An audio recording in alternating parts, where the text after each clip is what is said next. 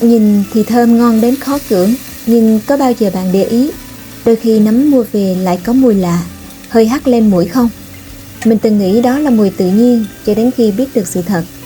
Một số nơi vì muốn nấm tươi lâu đã dùng hóa chất bảo quản, khiến phần thịt nấm trắng hơn, bóng hơn. Nhưng những chất đó khi tích tụ trong cơ thể ảnh hưởng tới gan thận vì phải làm việc thanh lọc quá sức. Từ đó mình học cách chọn nấm kỹ hơn. Nấm sạch thường có màu trắng ngà tự nhiên, chắc khô, không nhớt, không mùi hóa chất. Còn nếu như nấm trắng sáng lạ thường hoặc là đã hơi ngã vàng, có mùi nồng thì mình không dám mua. Từ ngày biết điều đó, mình chọn nơi mua uy tín hơn. Khi nấu, mình rửa kỹ, ngâm nước muối 5 phút, rồi chần nhanh qua nước sôi. Với cách này chúng ta có thể loại bỏ phần lớn hóa chất mà vẫn giữ nguyên hương vị. Rồi khi nấu, mình hay làm thế này. Mình cắt nấm thành từng khoanh dày khoảng 2 đến 3 cm, rồi khía thật nhẹ vài đường caro trên bề mặt.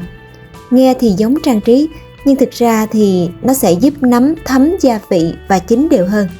Giống như mở ra những con đường nhỏ để hương vị len lỏi vào từng miếng nấm vậy.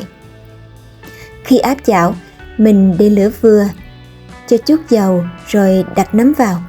Mình không vội lật ngay đâu, cứ để nấm xém vàng một mặt. Lúc đó nấm dậy mùi thơm đặc trưng.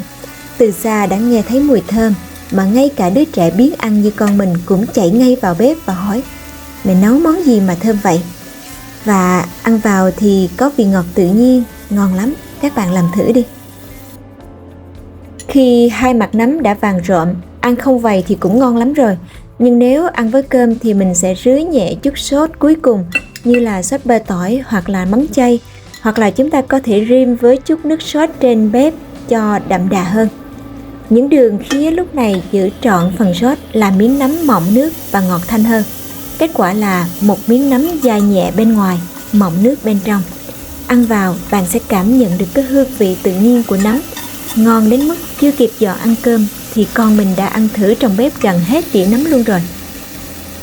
Ăn nóng thì mới ngon nhé. Tất cả các món mà đến từ thực vật mà được nấu trên lửa đều phải ăn ấm nóng mới ngon.